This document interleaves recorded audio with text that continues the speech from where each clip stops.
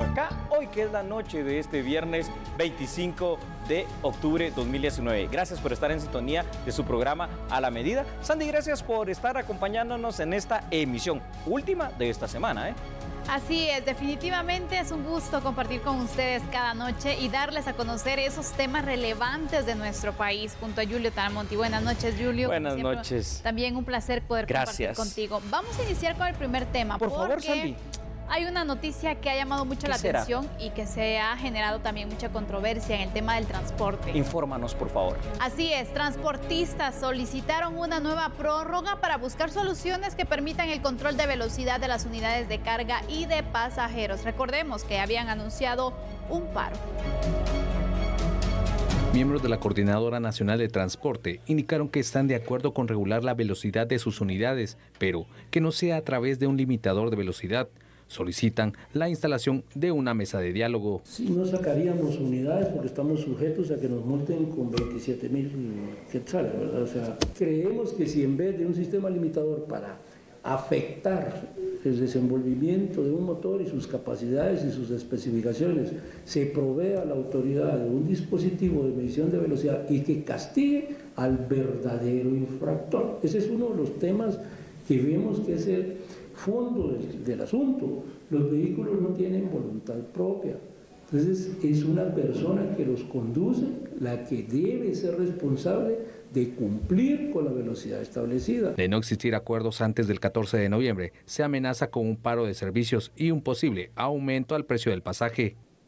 No podemos a estas alturas certificar 265,000 vehículos. No hay capacidad ni el mismo gobierno, y menos de las empresas que están certificadas. Quiero reiterar en este momento que se nos ha dicho que por qué hasta ahora estamos pensando en eso. Señores, hace un mes no había una empresa certificada. Desconocemos cuáles son. Otras son para certificar sus propias unidades. No van a tercerizar el servicio. Reduce todavía más el número de empresas que van a hacer esto. Entonces es humanamente imposible hacerlo para el 14. Pero según nosotros está todo el transporte organizado, totalmente de acuerdo, y el apoyo a lo que hemos comunicado hoy de no sacar los vehículos el 14 de noviembre. A ver, este tema ya lo hemos hablado hace unos días, pero es muy importante. Guatemala, sabe usted, tiene vigente, más no positiva, una ley con su respectivo reglamento que dice que a partir del 14 de noviembre próximo se debería de regular la velocidad en el transporte colectivo y transporte de carga. Esto quedaría que en la siguiente forma: la velocidad máxima permitida para este tipo de automotores debe ser de hasta 80 kilómetros por hora, con el ánimo esto de reducir los accidentes viales. Entonces hoy vemos otro capítulo, Sandy, pues los transportistas se pronunciaron una vez más solicitando la instalación, como usted escuchó, de una mesa de diálogo que permita llegar a acuerdos. Aseguran además que no se oponen a la disposición de reducir la velocidad, aunque dicen no están de acuerdo en la instalación física de los aparatos reguladores de velocidad. Y aquí es donde yo digo, entonces es también una especie de sí pero no, en que no entiendo. No hay algo claro realmente, Julio, porque definitivamente cuando plantean, bueno, que sancionen a los verdaderos infractores, ¿quiénes son los verdaderos infractores? Ellos y cómo mismos. Las autoridades también van a poder controlar esa situación si no se coloca esta medida. Es que mira, al inicio se decía, bueno, ¿por qué no se colocan operativos y que por medio de un aparato especial que utilizan los agentes de tránsito, exactamente, bueno, se sancionan a quienes van a excesiva velocidad? Pero seamos realistas, ¿cuántos agentes de tránsito hay en nuestro país? ¿Cuántos puntos podrían estar para monitorear todo el territorio? Imagínate, eso es algo ilógico. 340 municipios, no tienen todos los municipios policía municipal de tránsito. Claro. La PNC con su departamento de tránsito pues tampoco se daría abasto a esto. Y es que aquí la cuestión es simple, Sandy, es decir, hay que cumplir con lo establecido. Hoy parece que en este capítulo hay un pequeño avance, quizá una pequeña muestra de buena voluntad, le pudiéramos decir, de establecer una mesa de diálogo, ¿verdad? Exactamente. Eso es bueno. Aunque yo te diría, es ganar tiempo. Esta mesa de diálogo sí me parece bien, porque están buscando la manera de llegar a un acuerdo. Bueno, eso es lo que muestran al menos. Pero Pudiera ser, tanto ¿verdad? tiempo que se tuvo y en el cual también las autoridades buscaron o no buscaron este acercamiento. Los transportistas lo buscaron o no lo buscaron. ¿Qué pasó finalmente? Si existían dudas en cuanto a cómo iba a ser el procedimiento, en cuanto a otras situaciones que se mencionaban, bueno, ¿por qué no se aclararon también? Porque recordemos que desde el 2016 se aprobó. Es correcto. Antes de ver los otros datos que tú nos vas a compartir, yo quiero decir lo siguiente con lo que acabas tú de afirmar. ¿Hay responsabilidad de los transportistas? Definitivamente sí, mucha. Pero también habrá algún grado de responsabilidad probablemente de las mismas autoridades de no haber presionado, como tú dices, durante estos 3 años. Claro. Hay que ver qué es lo que pasó ahí, pero bueno, ahora hay otros datos que nos pueden dar un poquito más de sustento a esta información. Exactamente, Julio, yo los tengo en este momento, porque los transportistas sugieren el uso de métodos diferentes a los reguladores de velocidad por parte de autoridades de tránsito y de transporte para verificar el cumplimiento de la norma. Surge una interrogante muy importante. ¿Esto muestra una buena voluntad por parte de los transportistas o solo pretenden mantener el status quo? No lo sé. Recordemos que la disposición está vigente desde el 2016 y no parece existir una intención de acción de parte de la mayoría de transportistas que ni siquiera han pensado en adquirir estos equipos. Te lanzo la pregunta entonces, ¿muestra de buena fe o buscar mantener el status quo? Te digo algo, Sandy, ya honestamente, si esto viene desde el año 2016, una muestra de buena fe hubiese sido lo siguiente. ¿Cuántos autobuses tienes, Sandy? Eres empresaria del transporte. Tengo 10. ¿Y a cuántos le has instalado estos reductores de velocidad? Lo he podido hacer con 2 o con 3 unidades. No lo has cumplido totalmente, pero nos estás dando una muestra de verdad de buena voluntad. En este caso más pareciera como que hay que mantener el status quo. Alarguémoslo un poquito con una mesa de diálogo, igual no lo instalemos. Porque lo que no se vio en la nota, pero en contraposición, están diciendo los transportistas es, seguimos en la firme disposición de no instalar los reductores de velocidad físicamente. Estamos dispuestos a que se nos sancione, ni siquiera a nosotros, que se le sancione al piloto. Entonces, ahí es donde yo no veo esa buena voluntad. Exactamente, pero mira, aparte de eso ¿cómo es posible? Por un punto dicen, es que es tanto dinero, se tiene que gastar en instalar estos reguladores, sabemos que debe existir esa inversión, no Sí. es gasto. Sí, es Pero seguridad. dicen, bueno, si no vamos a paralizar el 14 de noviembre y que nos pongan la multa. Entonces, ¿Dónde está la lógica? a ver, pongamos una cuestión bien lógica, como tú acabas de decir ahorita. Si paralizan el 14 de noviembre el servicio, por supuesto que le va a afectar a la población. Pero ¿quiénes Claro. van a ser los más afectados? Ellos mismos, porque También es una ellos. cuestión económica. Entonces, tampoco es como que la mejor de las medidas. La mesa de diálogo me parece en este instante, pero simple y sencillamente para dejar bien establecido cuándo es que esto va a empezar a funcionar. es. No le podemos dar más larga. ¿Sabes No. por qué? Aunque son pocas, hay algunas empresas responsables que sí han instalado estos reductores de velocidad. Para ir finalizando, Julio, ¿qué pueden hacer las autoridades para indicar, bueno, esta es una ley y se tiene que cumplir? Porque si no, ¿qué va a pasar cuando se aprueben otras leyes y que todos pidamos algún tipo de prórroga y que no lo queramos hacer? Por ejemplo, que exista un cambio en las leyes tributarias y que digamos, no, yo no puedo pagarlo, no lo voy a pagar. Y bueno, establezcamos una mesa de diálogo. Si permitimos la anarquía en el no cumplimiento de la norma, en el no cumplimiento de la ley, lo que va a haber es un desorden. Y desorden ya tenemos mucho en Guatemala. Sí. La ley está, el reglamento está y simple y sencillamente hay que cumplirlo. El parangón que tú pusiste es ideal. Si yo no pago impuestos, después yo tengo que pagar multa y mora. Pues entonces lo mismo debe pasar en todo ámbito, incluyendo el de los transportistas. Bueno, llegamos al final de este tema. Vamos a hacer una pausa, pero nuestro segundo análisis está también interesante. Interesante porque sabe usted que el ex vicepresidente Alfonso Fuentes Soria salió electo como nuevo presidente del Parlacén. ¿Cuáles son los retos? Bueno, no solo de él, ¿cuáles son los retos del Parlacén? Después de la pausa estaremos analizando este tema. Por favor, quédese con nosotros. No cambien, nosotros somos a la medida.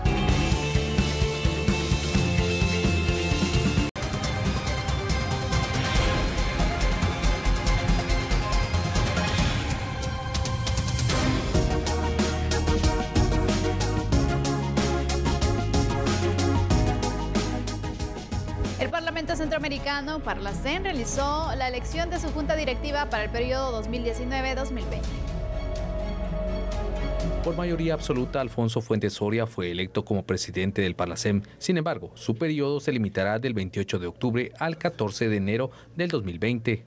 Uno de los primeros temas de discusión sería la propuesta de cambios a dicho parlamento, realizado por el presidente electo Alejandro Yamatei.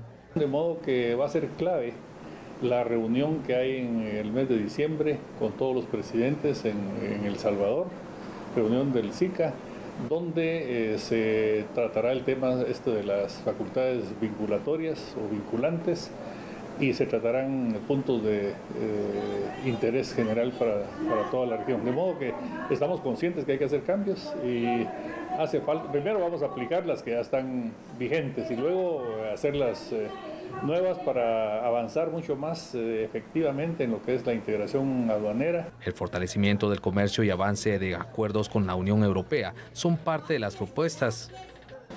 Luego está planteado también el hacer gestiones importantes para que el acuerdo de asociación, que es mucho más que un acuerdo de libre comercio, entre Europa, la Unión Europea y Centroamérica, es el primer acuerdo de región a región en su tipo. Y este acuerdo únicamente está en vigencia una de las tres partes que lo componen, que es el pilar comercial. Pero existen otros dos que son sumamente importantes. El que se llama diálogo político y todo lo que es cooperación. Cooperación es fundamental para apuntalar la democracia, la paz y atacar temas como la migración en base a la cooperación que puede venir de la Unión Europea. Asimismo, se retomará el diseño y construcción de una primera fase del nuevo edificio del Parlacén. Ahí lo tiene usted, el ex vicepresidente precisamente de nuestro país, Alfonso Fuentes Soria, que fue electo en esta jornada como presidente del Parlamento Centroamericano. Sin embargo, escuche usted, el periodo de su mandato inicia este próximo 28 de octubre, pero finaliza el 14 de enero del año 2020. Eso quiere decir que tendrá aproximadamente 80 días, ¿verdad?, para ejercer esta presidencia. Lo que hay que sumar a esto es que el mes de diciembre en la administración pública guatemalteca, y seguramente así es en Centroamérica, es un mes bastante irregular, Sandy. Fuentes Soria manifestó que uno de sus intereses principales es precisamente tratar en una reunión del SICA que se va a celebrar el próximo mes de diciembre, tema que es hacer vinculante las decisiones que tome el Parlacén. A esto también hay que sumarle la intención ya manifiesta por parte del presidente electo Alejandro Yamatei de eventualmente evaluar si el Estado de Guatemala sale del ente denominado Parlacén y a través de una figura de lo que es el derecho internacional público como la denuncia del tratado mismo. Entonces, en este corto mandato parece que los retos de Fuentes Soria son importantes. A ver qué se logra, porque por el momento yo creo que la ciudadanía guatemalteca no tiene una percepción muy positiva del Parlacén. Efectivamente, y se enfrenta ante esta opinión y sobre todo también la forma en la que las personas ven el Parlacén y su funcionamiento. Por eso creo que es muy importante este punto que mencionabas, hacer vinculante las decisiones del Parlacén, porque han tenido proyectos muy buenos, pero se han quedado en eso al final. En proyectos, en ideas vagas, ¿verdad? Que no... Y vale la pena discutirlas, fíjate, y especialmente conociendo que la región pues necesita fortalecer, necesita unificar ciertos temas, pero pues prácticamente esos proyectos, esas ideas no salen, no se toman en cuenta. Entonces hay que plantear el punto de que tengan un mayor protagonismo y que obviamente también los diferentes países puedan considerarlos y puedan tomarlos en cuenta, porque si no, ¿para qué tenemos el Parlacén? Tienes toda la razón. Precisamente hablando de este tema, cuando se preparaba con alguien que sabe de los temas internacionales como Andrés Estrada, que ya lo va a ver mañana en Apuntes del Mundo, por cierto, no se lo pierda, pues veíamos que, por ejemplo, el tema en lo político, en lo económico, en lo comercial, de lo que es vinculante en el Parlamento Europeo, que ahí sí es importante y esas elecciones despiertan un interés en la población. Pero aquí en Guatemala, en Centroamérica, y ni siquiera toda Centroamérica, porque Costa Rica no está integrada al Parlacén, parece que bueno, hay que tener ahí unos representantes, no sabemos para qué. Como tú dices, podrán tener buenas ideas, buenos proyectos que quedan en nada. Y yo creo que nos tienes que contar algo, Santi. ¿Hay un proyecto de construir edificio del Parlacén? Así es, hay un proyecto como este, pero quiero que toquemos y terminemos el tema económico también, porque creo que es otro punto que es necesario de poder recalcar. Y hablando de este nuevo edificio, del nuevo proyecto que se tiene, hay que mencionar que ellos quieren pues construir estas nuevas instalaciones para que de esta manera pues se pueda mejorar también las condiciones en las que se encuentran los diferentes diputados. Una de las grandes limitantes que tendrá sin duda el nuevo presidente será la brevedad en cuanto al tiempo de su mandato. Correcto. Porque quizás logre iniciar las discusiones, pero a lo mejor no concluirlas. Vale la pena destacar que lo que puede aportar Fuentes Soria en su presidencia es cimentar las bases para discusiones serias sobre el papel del Parlacén. Y también es importante que los próximos 20 diputados que representan a Guatemala en el Parlacén tengan esa comunicación fluida sobre sus actividades desarrolladas, que de esa manera pues busquen algún tipo de proyecto y que lo puedan impulsar, pero más allá de lo que se ha hecho. Buscar cooperación, buscar inversión a nivel regional, que se nos vea como un bloque centroamericano, no como países pequeños que están en el ámbito mundial solos y aislados. Tú me preguntabas por eso la importancia del ámbito económico, ¿verdad? En este cuando hablaban sentido de la integración económica, así es. Imagínate, este es uno de los puntos que el presidente nuevo del Parlacén, exactamente, dijo que iba a impulsar, que iba a buscar la manera en que se pudiera fortalecer, y creo que es importante, pero ahora la pregunta es, ¿lo tomarán en cuenta? Esa es la situación. Yo lo que veo aquí son dos cosas, Sandy. De verdad, el mandato es demasiado corto, no llega ni a 90 días. Luego, la situación de que tenemos en medio de este mes de diciembre, que es un mes muerto, podemos llamarlo así, pero la oportunidad grande que va a tener Fuentes Soria, como tú decías, de cimentar por lo menos las bases de una discusión seria para hacer vinculantes las decisiones del Parlacén. Tú me preguntarás, ¿y eso dónde lo va a hacer? En la reunión del SICA. Usted se preguntará, ¿qué es el SICA? El Sistema de Integración Centroamericana. Allí sería la oportunidad tal vez para que de verdad se le pudiera dar un giro de 180 grados a lo que es la situación del Parlacén. Pero la pregunta también, Julio, ¿será que todos los países que integran el SICA estarán en la disposición? Exactamente, porque sabemos que necesitamos acuerdos para que todos los países digan, bueno, sí, hagámoslo vinculante. No vale de nada que solo 1 o 2 países digan sí. Esta es la parte difícil. Centroamérica ha demostrado realmente ser una situación complicada, no se ha podido históricamente volver a unirse, a veces ni en cosas tan simples como el CA4 para las cuestiones de pasar de un país a otro y las situaciones aduaneras también. El reto ahí está. Sandy nos deja la pregunta y esperaremos esa reunión de diciembre del SICA para ver si el Parlacén toma un poco más de seriedad.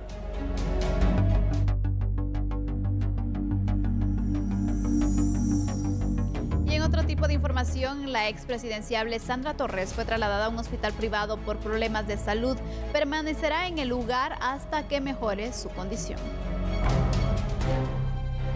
La excandidata a la presidencia Sandra Torres quedó en prisión preventiva y sujeta a una investigación penal por asociación ilícita y financiamiento electoral no registrado en el juzgado A de mayor riesgo.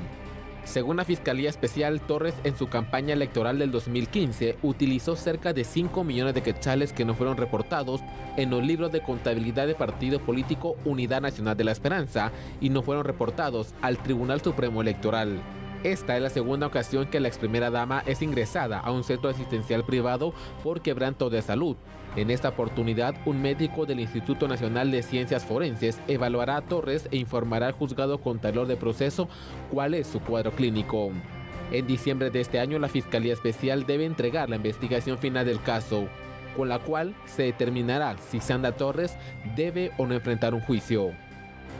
Bueno, hablemos un poquito más acerca de las cortes, pero lo vamos a hacer al regresar, porque las postuladoras ahí están, chateando, paseando, divagando en un limbo, yo no lo sé, pero ahí están. Después de la pausa tenemos el análisis. ¿Qué va a pasar al final con la elección pendiente de Corte Suprema de Justicia y demás?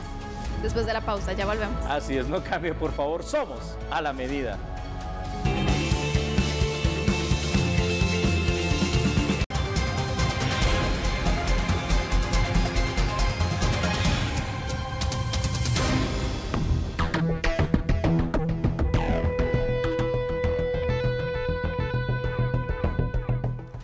La Comisión de Postulación para Magistrados de la Corte Suprema de Justicia siguen sin conocer cuándo van a retomar el trabajo de elección de los candidatos. Autoridades del cuerpo colegiado señalaron que los retrasos de la Corte de Constitucionalidad y del Consejo de la Carrera Judicial ponen en riesgo al sistema de justicia, pues el proceso de elección podría demorar varios meses. La Corte de Constitucionalidad lleva ya un mes sin resolver este amparo provisional. Y en segundo lugar, la carrera judicial no está lista para entregar esas evaluaciones. Definitivamente que esas dos cosas inciden en que tengamos dificultades en proseguir el trabajo. ¿Por qué? Nosotros consideramos importante que se tengan los magistrados de la Corte Suprema de Justicia lo antes posible. El sistema de justicia, como han dicho algunos constitucionalistas, está basado en el equilibrio de poderes y una de las condiciones de ellos es no perpetuarse en los poderes y por eso hay límites de tiempo para el ejercicio de estas funciones. Por aparte, se citó a los miembros del Consejo de la Carrera Judicial para que den a conocer los avances de su trabajo para elección de magistrados. Ver lo que están haciendo y si nos pueden dar algunos plazos ellos de cuánto tiempo se llevarían para evaluar a los jueces y magistrados. Bueno, ahí lo tiene usted. Cuando uno mira las imágenes de los comisionados, platicábamos con mi compañera Sandy Monroy, ¿y qué estarán haciendo? Realmente primero están perdiendo tiempo, yo los vi ahí en su celular, pero imagínate, ellos tienen una misión que cumplir, tendrán otras cosas que hacer. Esto se vuelve y se torna vergonzoso. Es una pérdida de tiempo al final la que se tiene. Sí, así es. Entonces vamos a ver estos datos en pantalla para que usted vea que existe un riesgo real en Guatemala de que nuestro sistema de justicia se vea seriamente afectado, como ya lo está por las resoluciones emitidas a partir del pasado 13 de octubre por parte de magistrados de sala y de corte. Esto, recuerde usted, a raíz de la resolución que emitió también en su momento la Corte Constitucional, que frenó la elección de magistrados de Corte Suprema de Justicia y regresó al inicio de todo el proceso la elección de magistrados de sala. Los miembros que integran entonces ambas comisiones postuladoras en atención a esta resolución de la Corte de Constitucionalidad han parado completamente sus labores y no tienen información ni certeza de cómo y cuándo podrán retomarlas. Y a su vez, por supuesto, se tiene el impasse de la no existencia de aprobación de un reglamento que en su momento tuvo que ser no solo elaborado por el Consejo de la Carrera Judicial, sino que aprobado por la Corte Suprema de Justicia para poder evaluar la función de los magistrados de sala que están en funciones, porque se supone que se debe privilegiar también el tema de la carrera judicial. Exactamente, pero bueno, sabemos que uno de los puntos, o al menos que se han señalado, por el cual nos encontramos en esta situación es precisamente ese reglamento. Es correcto, Sandra. Y es increíble que todavía no se tenga algo claro en cuanto a el punto que ocasionó toda esta situación que hasta el momento te podría decir marca la incertidumbre para todos. Marca la incertidumbre para todos. Yo me pregunto, imagino, solo estoy imaginando y especulando. Yo supongo que los magistrados de la Corte Suprema de Justicia ya tendrán que haber citado en una o varias ocasiones a los miembros del Consejo de la Carrera Judicial a efecto de estarlos presionando, supongo yo, para la elaboración de este reglamento. Y en caso de que no lo presente, pues me imagino estarán ya pensando en algún tipo de acción legal, porque aquí yo no sé cómo explicar el hecho de que entre ambos que tenían esta responsabilidad del reglamento, ni lo hicieron unos, o por lo menos no lo hicieron bien, según la Corte Suprema de Justicia, y los otros no presionaron para que estuviera en tiempo. Pero mira, es increíble la verdad. A mí me daría pena que por un tema que yo tendría que haber hecho, esté pasando todo esto y que aún así me tome el tiempo de continuar entonces en ese camino lento para poder presentarlo finalmente y que se pueda arreglar o facilitar aún más este proceso que está pendiente. Exacto. Yo no entiendo la verdad. Atrasando completamente este proceso.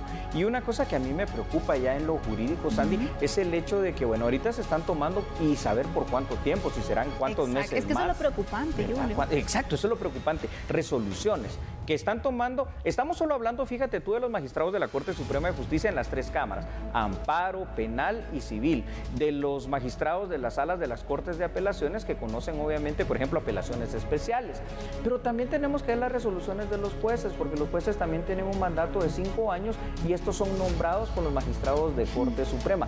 Todas las resoluciones del Poder Judicial podrán ser impugnadas cuando ya asuman las próximas autoridades y fácilmente en lo jurídico hay sustento legal para votarlas. Exactamente. Vamos a mostrar unos datos porque todo lo que ha indicado Julio Talamonti en estos puntos legales y también cómo se visualiza el panorama en el organismo judicial, todos estos ingredientes que le presentamos sumados mantienen entonces en suspenso y en vilo el futuro del Poder Judicial y no existe información sobre cuánto tiempo más hay que esperar Mientras tanto, para no crear un vacío de poder, la resolución de la CC fue que los actuales magistrados de la Corte Suprema y de Sala de Apelaciones continúen ejerciendo sus cargos, imagínense. Pero eso sí, no cobra pues el sentido que la ley no indica esto, establece los plazos. La resolución de la Corte de Constitucionalidad está amparada en lo establecido en el artículo 4 de la Ley del Organismo Judicial y volvemos. La Constitución es la ley suprema. Sí. Y este punto 4 de la ley del organismo judicial, el artículo 4, habla que no se puede abandonar el cargo. Sin embargo, la polémica surge por el plazo establecido entonces en el artículo 208 constitucional, que establece que son 5 años para el cual ambos magistrados, es decir, de Corte Suprema de Justicia, de Sala de Apelaciones, deben ejercer sus funciones. Entonces, aquí continuamos con esta polémica, Julia. Está la polémica y fíjate tú, el hecho de que sea avalado porque la Corte de Constitucionalidad dice que es legal, no quita que se está actuando, como ya lo explicamos en una ocasión, en un fraude de ley. Una norma inferior, la ley del organismo judicial, justificando y contradiciendo a la misma Constitución, que por lo que dice entonces el artículo 208, más el artículo 44 constitucional, el 175 de la Constitución y el 204 de esa misma norma, serían nulas de pleno derecho. Pero ahí está, como la CC dijo, entonces que así sea. Qué mal. Definitivamente. Mientras tanto, llevamos más de un mes con esta situación y no puedo creer que no se le haya dado prioridad. Y es que esto es un tema de Estado realmente. No nos estamos dando cuenta de la magnitud del problema. A lo mejor solo nosotros visualizamos esta situación. ¿Qué pasa con los magistrados? Yo esperaría que de verdad le dieran prioridad y que pronto se resuelva esta situación para que la Corte, bueno, pueda tener a las personas que estarán pendientes de las diferentes salas de apelaciones y demás, porque no es posible que el organismo judicial esté de esta manera. Pasemos ahora a otra información, porque el Ministerio de Economía lanzó la Política Nacional de Calidad con el objetivo de que los productos guatemaltecos compitan a nivel internacional. Vea la información, por favor. La política de calidad del Ministerio de Economía pretende elevar los niveles de productividad y competitividad del país por medio de un mejor manejo de calidad de los productos a exportar. Es una política que persigue justamente que se adopte como política, como lineamiento de Estado, como directriz de Estado, esta práctica por parte de nuestros productores. ¿Eso qué es en qué nos beneficia? Pues obviamente le da acceso a nuestros productos a más mercados. La importancia de la estandarización, de las certificaciones, porque son las barreras que existen hoy al comercio de productos.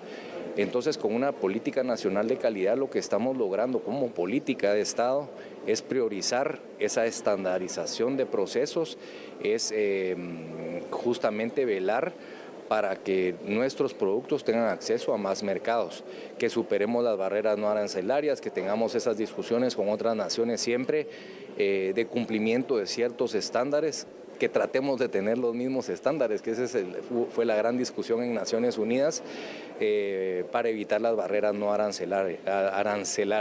Entonces, finalmente de eso se trata, es más acceso a nuestros productos a otros mercados. Este proyecto se implementará con el apoyo de la Unión Europea. El embajador indicó que la necesidad de abrir nuevos mercados para Guatemala también está relacionada con la competitividad y la calidad.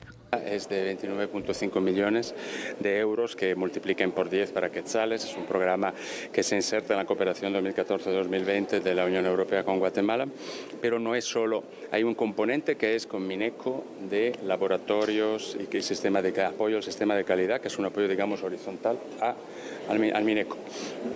Y después hay otras actividades, sobre todo hicimos una convocatoria a proyectos para apoyar a experiencias de MIPYMES, para ayudarlas en su propio sistema de volverse competitiva para la exportación. Los resultados que se esperan de esta política se relacionan a fomentar la credibilidad del país a nivel internacional, contribuir a la construcción de un país más competitivo y también duplicar el crecimiento económico en los próximos 10 años.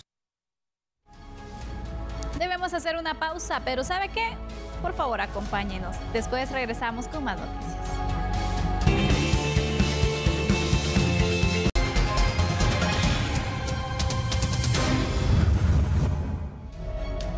Persisten demanda civil en Estados Unidos contra Roberto Arzú. Conozca los detalles. En mayo pasado, trascendió la demanda civil que Juan José Rendón interpuso contra Roberto Arzú por supuestamente no haberle cancelado $6 millones por sus servicios de estrategia política. Y este viernes, el ex candidato presidencial compareció ante una corte de Miami, Florida, donde fue notificado al respecto.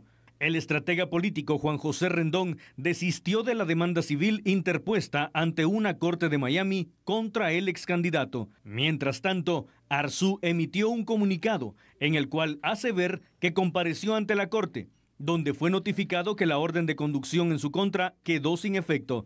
Esto se habría dado a petición de sus abogados y los de Rendón, y se dio a conocer por medio de su cuenta de Facebook, donde compartió también la notificación de la corte. Algo inverosímil que le voy a contar, se lo decía mi compañera Sandy Monroy, ya en casa ya llegó la Navidad. Y es que escuche usted, se acerca la época navideña y con ello la comercialización del pinabete. Autoridades inician con el plan para su protección. Por favor, atento a esta información. El aroma del pinabete es el componente que lo hace único en el mundo, el cual es considerado en el país como el aroma de la Navidad, razón por la cual muchas familias guatemaltecas buscan adornar sus hogares con este frondoso y aromático árbol. Sin embargo, debe hacerse con responsabilidad por ser una especie en peligro de extinción. Pero con ello también vienen los peligros. El peligro hacia la especie, una especie tal como han oído, es una especie que está en peligro de extinción, una especie endémica de Guatemala, el único abeto que hay en la región, el más septentrional en América. Pero estas características únicas lo hacen ser uno de los patrimonios naturales protegidos por las autoridades, especialmente en esta época, por lo que el Ministerio Público realizará diligencias de prevención y habilitará el número telefónico 5990-0014 para las denuncias de la población. También ponemos a disposición del público el teléfono 5990-0014, el cual estará para poder atender las denuncias telefónicas, anónimas o como quieran presentarlas, para poder hacer los operativos que correspondan. Tenemos planificado también realizar operativos sorpresa. Estos operativos, como su propio nombre lo dice, sorpresa, no lo sabe ni siquiera DIPRONA. Eso lo coordinamos de forma espontánea. Además de eso, la Policía Nacional Civil, a través de DIPRONA, ejecutará los operativos en puntos estratégicos. Son puestos de control en rutas, recorridos en plantaciones. Esto se hace en coordinación con ECOLAR, que son ellos, pues, el ente rector de las diferentes plantaciones, tanto voluntarias como las que existen de bosques naturales. También instalamos puestos de control en los mercados, principalmente en el que está en el Roosevelt. Y pues el objetivo es verificar la procedencia del producto forestal, en este caso del pinabete. Lo hacemos verificando a través de los marchamos. Es importante adquirir solo los pinabetes o subproductos como las coronas o las guirnaldas que estén identificadas con el marchamo correspondiente.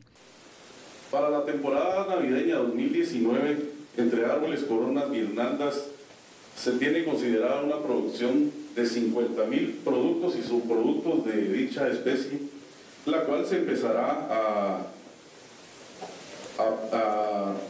a repartir, a partir del 23 de noviembre de este año en diferentes puntos. Tenemos el marchamo blanco, que es para árboles, y tenemos el marchamo blanco con fondo negro, que es para guirnaldas, coronas y otros subproductos. En caso que una persona adquiera uno de estos productos de forma ilegal, es decir, sin marchamo, comete el delito de atentado contra el patrimonio natural y cultural de la nación. Esto de acuerdo al artículo 81 bis de la Ley de Áreas Protegidas, y podrá tener una pena de 5 a 10 años de prisión.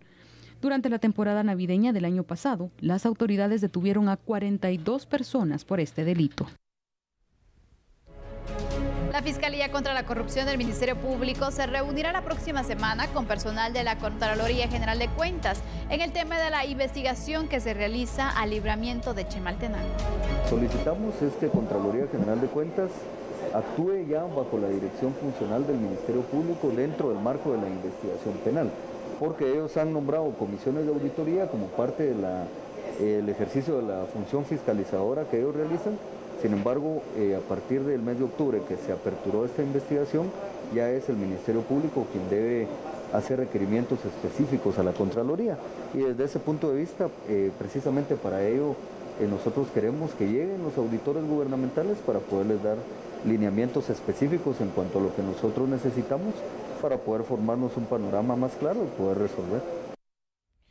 Vamos a otra información. ¿Sabe usted que la Comisión de Finanzas y Moneda del Congreso de la República presentará la próxima semana el dictamen del proyecto de presupuesto general de ingresos y de egresos de la Nación? El vicepresidente de la Comisión, Rudy Castañeda, indicó que la propuesta de presupuesto de ingresos y egresos de la Nación, presentada por el ministro de Finanzas, tendría una reducción de al menos 2.000 millones de quetzales. Uno de los temas que creo que estamos tratando de lograr es que se baje casi 2.000 millones al techo presupuestario. Creemos que va a ser alrededor de 89.000 y fracción el techo del presupuesto.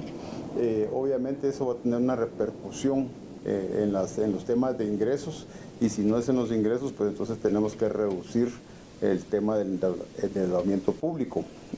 Aquí creo que estamos viendo bastante el tema relacionado con algunos préstamos que podríamos dejar de incluir en el presupuesto para poder hacer el principio de equilibrio que tienen los presupuestos, que si reducimos el techo presupuestario del gasto público en 89.000 y fracción, igualmente tenemos que reducir el tema relacionado con los ingresos. Pese a que hay algunas diferencias, la próxima semana la Comisión presentará el dictamen al proyecto de presupuesto. Pero creemos que hay suficiente voluntad para firmar el dictamen, ya lo demás va a quedar en manos del Pleno. Hay que recordar que son 3 debates y prácticamente en sesiones ordinarias solo se tiene en noviembre. Eso significa prácticamente 4 sesiones ordinarias. Esto derivado de los temas que han bloqueado la agenda legislativa relacionado con las interpelaciones. Pero por lo demás creo que por eso es importante que entregáramos antes de que terminara el mes de octubre para que el Pleno pudiera hacer sus debates correspondientes para ver si se aprueba o no el presupuesto del año 2020. El Pleno del Congreso tiene hasta el 30 de noviembre para aprobar el presupuesto general de ingresos y egresos del Estado. Esto para el ejercicio fiscal del 2020. El Ejecutivo solicita 91.000 millones de quetzales. A ver, Sandy, se llega el fin de semana. ¿Cómo te estás preparando ya para estas épocas? Es cierto, estamos en octubre, pero Navidad está a un paso. ¿Lista para adornar la casa, el arbolito y todo eso? Por supuesto, pero antes que todo, lo que me encanta es sacar presupuesto, ver un poco lo que vas a destinar y también comparar precios, que es algo muy importante. Ser muy ordenado, ¿verdad? Así es. Pues ordenados tenemos que ser en toda nuestra vida y, por supuesto, analizar, como nos gusta hacerlo acá en A la Medida. Es un gusto compartir con usted cada noche y poder mostrarle los diversos puntos en cada tema. Como siempre, la invitación para que nos sintonice el lunes. Feliz noche. Hasta el lunes.